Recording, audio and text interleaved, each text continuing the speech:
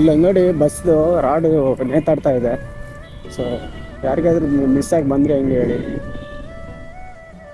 ಇಲ್ಲಿ ನೋಡಿ ಇದು ಅಳ್ಳಾಡ್ತಾ ಇದೆ ಬ್ರೋ. ಈ ರಾಡ್ ಅಳ್ಳಾಡ್ತಾ ಇದೆ ನೋಡಿ. ಹಾಂ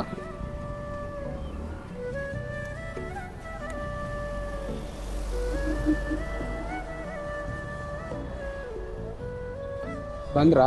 ಓಕೆ. ರಾಡು ಕಂಬಿ ಹಾಂ ಅದೇ ಒಳಗಡೆ ಹಾಕ್ಬಿಡಿ, ಲಾಕ್ ಹಾಕ್ಬಿಡ್ರಿ.